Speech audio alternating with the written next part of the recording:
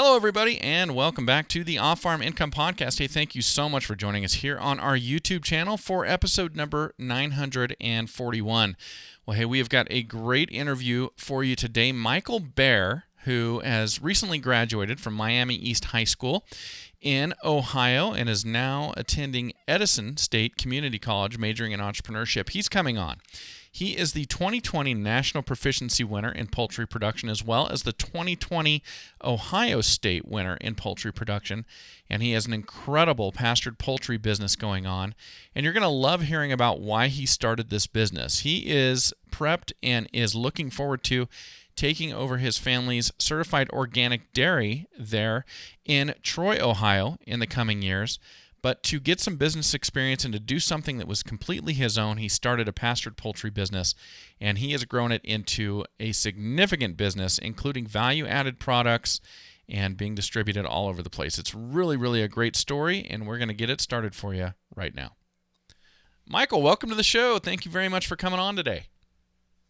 Thank you for having me. Hey, you bet. I am looking forward to speaking with you, and you and I were talking off the air, but I am always pleased to hear Marie Carity's name. She's one of the first FFA advisors that really helped me with a lot of interviews, and you had the pleasure of being one of her students as well.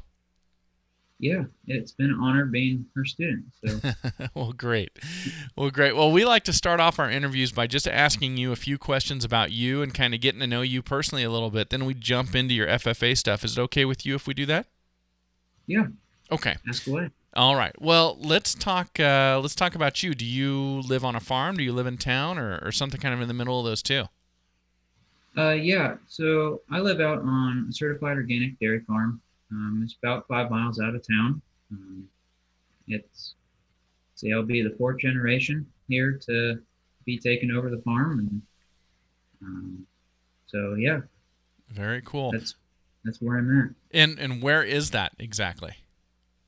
We're 5 miles out of Troy, Ohio. Troy, Ohio. Okay, very good. So, certified organic dairy. So, does that when you're a certified organic dairy, do your cattle have to be pastured, or can they be on feed year-round as long as it's organic feed? They have to be pastured. It's part of the regulations that They have to have a certain amount of pasture or grazing ability, but they are allowed to be on feed all year round, and it does have to be certified organic feed. Okay, so it's got to be certified organic. Very interesting. Now, I guess let me start like this. How long has this dairy farm been in your family? Let's see. 1952 is when my grandpa bought the farm. Okay.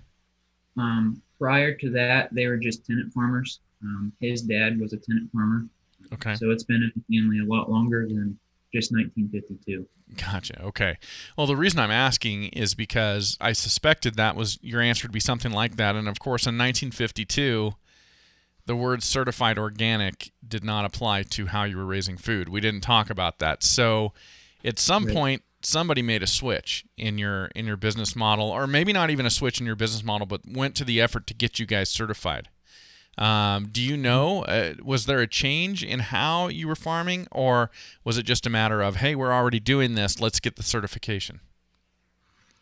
It was really a big push for my dad to get the farm to be certified organic. Mm-hmm. Prior to it, we were just a conventional farm, and we really saw the money value of being in the organic industry, and we thought it would be really, really helpful in capturing that organic market. And so we went for it. There was some arguments along the way, but I mean, that's just how it goes. So gotcha. So it was a business decision. You guys saw a niche market and something that you could take advantage of in organic, and made the switch over and got certified.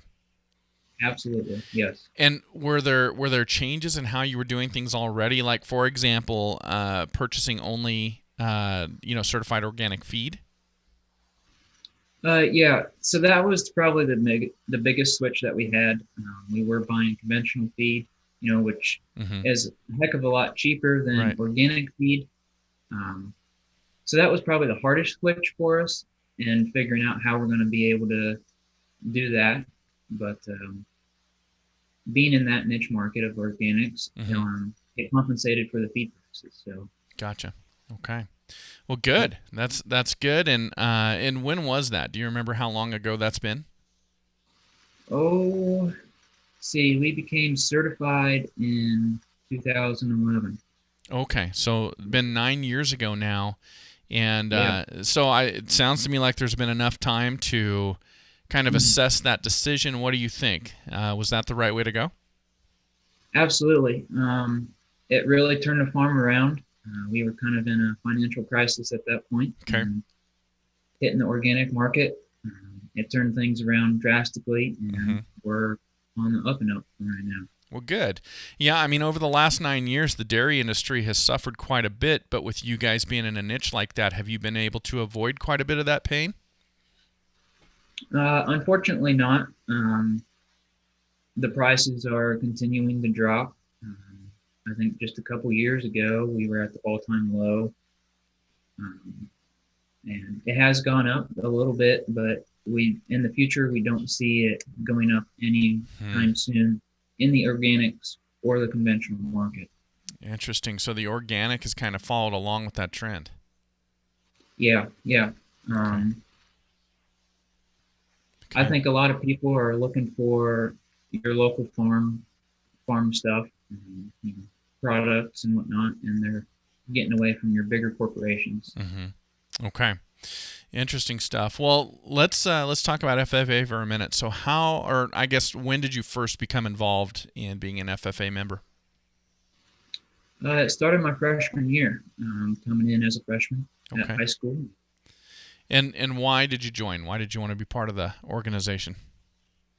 Um, I guess in our small country school, it's just what you did. If you were, if you lived in the country and you farmed, or your grandpa or your dad farmed, you joined. Um, and some of it was for some kids, you just got placed in that class. Just it was just the luck of the draw. You Mm-hmm. couldn't get the classes you wanted, so that's why I joined FFA. I enjoy farming alongside with my dad and my grandpa. I wanted to expand my knowledge. Okay. And I think the FFA is a really interesting place to do that because, and you tell me, but my guess would be that you got exposed to parts of agriculture and different activities in agriculture that maybe you would not have had you not been part of that organization, even growing up on a farm. Yeah, absolutely. I would have never learned about anything on the soil outside of what we have at the farm. Mm-hmm. Soils is not necessarily my strong suit, but I did enjoy going out and judging soil, and um, just doing some of the other activities through FFA that Sure. would are not in your daily activities. Yeah, absolutely. Well, that's great. I'm happy for you. And you wound up being your chapter's treasurer. So you joined the officer team. Was that your senior year you were treasurer, or when was that? Yeah, that was going into my senior year. Okay. And so what made you want to become an officer and be on the officer team? It really started with Mrs. Carity, my ag advisor. Pretty much since I came in as a freshman, she was pushing me to do more and be a little bit more outgoing. Mm-hmm. I was kind of that shy guy coming in, Okay. not really wanting to talk to anybody. I had my comfort zone. Um, so just going into an officer position really put me out of my comfort zone, having to really communicate with others. Mm-hmm. Okay. Well, good. Oh, I'm glad that happened. And I can't remember. Is there more ag advisors at Miami East than Mrs. Carity? She is the only one. She's the only one. Well, I always like to acknowledge our ag advisors, but in the case of your interview, we've talked about her so many times already. But I think that probably explains it right there. Well, let's do this, Michael, really quick. I want to talk about one of our sponsors, and everybody, of course, I want to talk about Lacrosse Footwear. I understand that you, your dad, and your grandfather all wear Lacrosse boots. Yeah, they're really great boots. They're the only kind of boots that we've worn. So they hold up real nice and they get the job done. Yeah, well, thanks for mentioning them. I'm assuming that, I don't know, are you in the milking barn quite a bit? Do you wear them in there, or is it out doing feeding, or is it just all the time? Pretty much all the time. All the time doing something, and we want to keep our shoes clean, and so we put our boots on, and so that we pretty much wear those every day. Well, that's great. This is the very first time that I've had anybody on the show who uses lacrosse where they can go 3 generations deep. You, your dad, and your grandpa. So that's pretty special. Thanks for throwing that in. Absolutely. All right. So we've been talking a ton about dairy, but your supervised agricultural experience is not exactly dairy. Can you tell us what you've been doing? Yeah. So I started as a freshman. I was looking into what I could do to be my SAE, my Supervised Agricultural Experience. And we were looking into it, and chickens came up. It was something that I can learn at a small scale and learn how to record keep, and everything involved in a smaller business. So then I can prepare for the future as I start management or taking over the management of our certified organic dairy farm. Interesting. Okay, so poultry. So is this something that you are planning on carrying forward in the future when you take over the farm? Do you want to add this as another revenue stream for the farm? Absolutely. The business has grown tremendously from my first year of just I think I did 60 chickens my first year to just this year putting 700 meat chickens out. Very cool. Wow, that is great. And so the business is called Michael's Pastured Poultry. And when you first decided to run with the chickens and to do this, did you have the idea of this being another revenue stream for the dairy, or was it after you saw the success of this business model that you went, okay, this is something we can do into the future? I think it was kind of in the back of my head that maybe this will be something I'm going to continue on in life and start adding this to the dairy. But at the start, it wasn't really my idea. This is not really what I want to do. Chickens aren't my passion. But as it has gone by, the future has come, and I think it's something that I am really looking forward to. Chickens still aren't necessarily my passion, but I do enjoy, I guess, messing with the chickens. Well, chickens are not your passion, but farming is, right? Absolutely. And this is a good way to be able to keep doing that. So good for you. Yeah. Well, so tell us how the operation works. What's your method of going about raising pastured poultry? So right now I have 2 11 by 12 pens. I can put about 80 chickens in each pen. I move them twice a day out on pasture, and I'm only raising these chickens during the growing season when the grass is growing. So I'm probably getting my first batch maybe in April, roughly, and maybe a month ago I just had finished up with my last batch. Okay. And so I have a 2-week overlap. I have a brooder that I raise the chicks in, and then when they're about 2 weeks old, I put them out into the pen out on pasture, and I'll raise them for another maybe 4 weeks or so. Okay. And how many did you say you're raising in a season now? This year I did 700. Wow, 700. So you've obviously over the years you've developed a market base where you can sell all these chickens to. Absolutely. We have a great community that loves to support our local farmers. And we also have a lot of small businesses that are willing to buy from our other local farms. and market our product in their stores. That's awesome. So you're selling. So if I'm understanding right, you're not on some sort of a contract with a company or something like that. This is all marketing to individuals and to local stores. Absolutely, yeah. We have a local market. It's an online virtual market that's where the majority of my sales are coming from. And it's just a central drop-off point. It's like open for a whole week, and you order your stuff, and every Tuesday I get the order together, and I will take it in there, and the customers will come and pick it up. Man, that is great. Good for you. Are you doing the butchering, or are you taking them to a facility to have them butchered? I take them to a facility, Okay. King and Sons, out in Bradford area. Okay. Man, that's great. So tell me, how did you grow it to this level, to where you're doing 700 birds a year? I mean, that's really significant. What was the key to finding new customers and to expanding this business?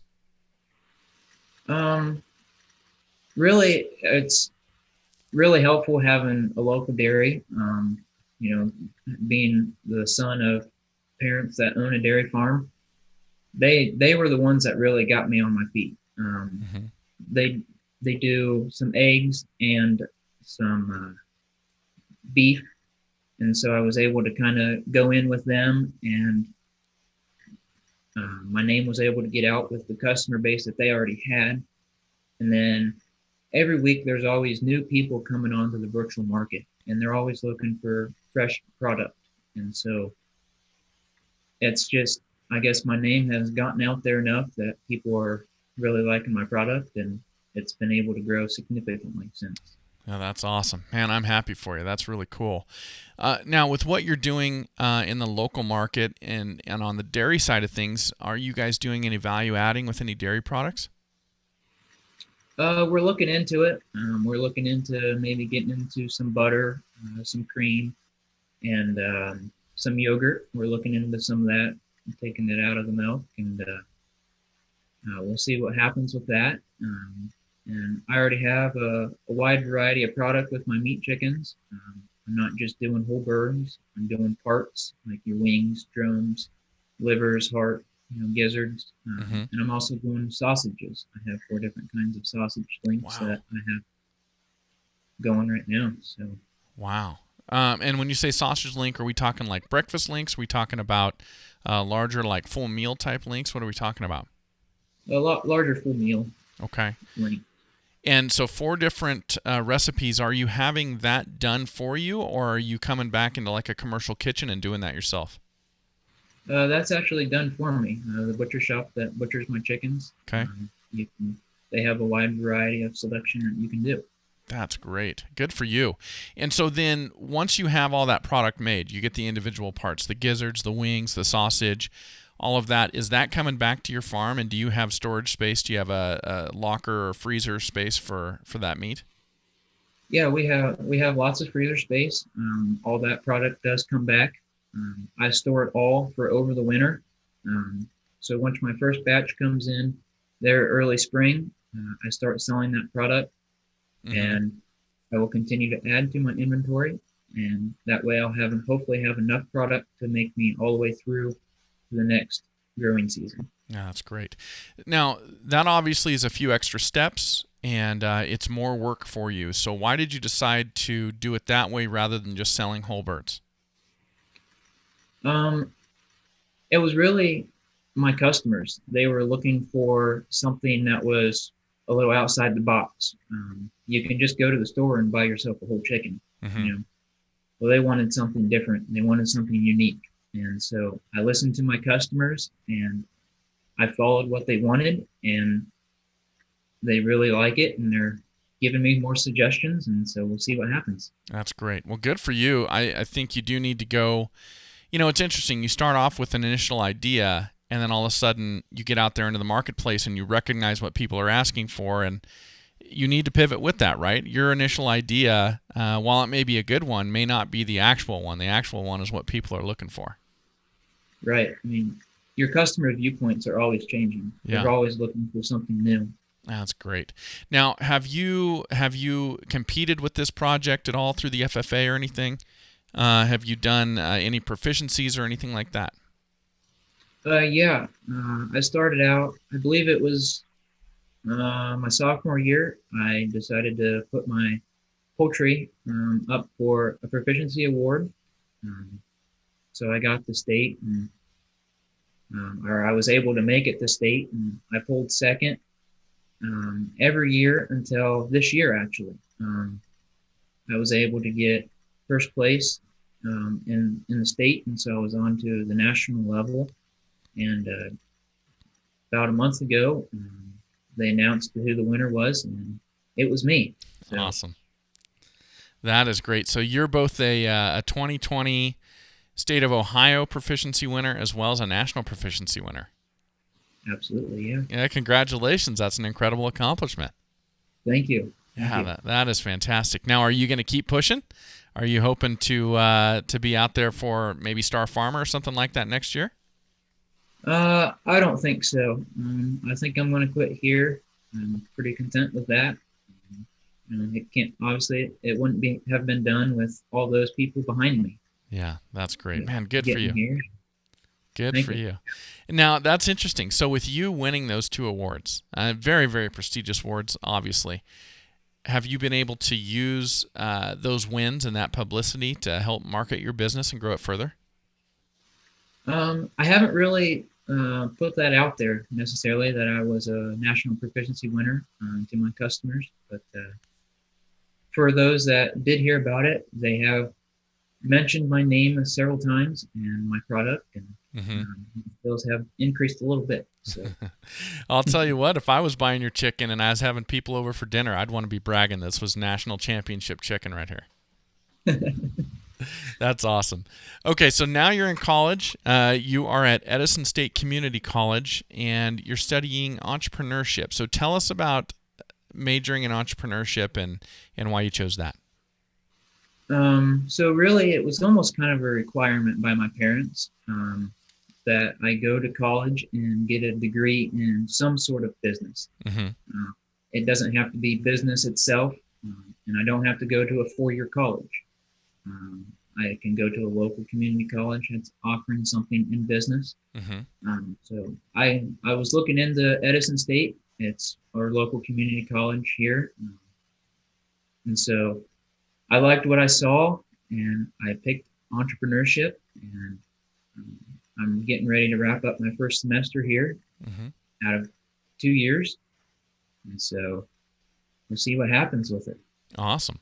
Well, I am, in your description of that, I'm hearing some wisdom here, which is your parents, they're looking at everything, but they know the realities of the other side of this business. It's not just taking care of cows. It's not just feeding cows. It's not just loving agriculture, but it is, in fact, a business, and it can be a complicated and difficult business. So they wanted you to get that under your feet. Yes. It's more than just going out and doing it. You got to know it. That is great. Know your numbers behind it. Absolutely. Man, that's awesome. You've done a ton already. I'm super excited for you. I'd love to ask your advice for other students out there. So this is actually a really interesting question, at least in my mind. Here you are, you're growing up on a farm with a proven business model. Your parents have obviously been innovative, going to certified organic on the dairy, and yet you look for another revenue stream in addition to that. What advice do you have for students to go, I know you're growing up maybe on a farm, maybe you've already got something in place, but why not try something on your own and innovate for yourself while you have this opportunity? You got to find something you love. It may not be necessarily, like I said, chickens aren't my passion, but farming is. And so what can you start small and learn from it, so then you can apply it to what your ultimate goal is. So my ultimate goal is to take management over the dairy farm. So starting with a small business of chickens helps me learn from any mistakes that I learn on that small scale, and I can apply it to a bigger scale. Gotcha. Yeah, that is great advice. And man, I'm hearing all sorts of wisdom all over this interview, because for you to figure that out and to go, I want to learn, do this on a small scale so I'm ready to jump in when it comes up is really, really good. Well, Michael, congratulations so much on your business and all of your awards, your accomplishments, and I'm very excited for you. Thank you so much for coming on the show today. Yeah, thanks for having me. Well, thank you for being here, everybody, and thank you to Michael Bair for coming on the Off-Farm Income Podcast today. And hey, again, thanks to Mrs. Marie Carity for all the great work she has done there as the FFA advisor at Miami East and for helping me out with so many interviews over the years. And as always, enjoy your journey to the ultimate lifestyle business, agriculture.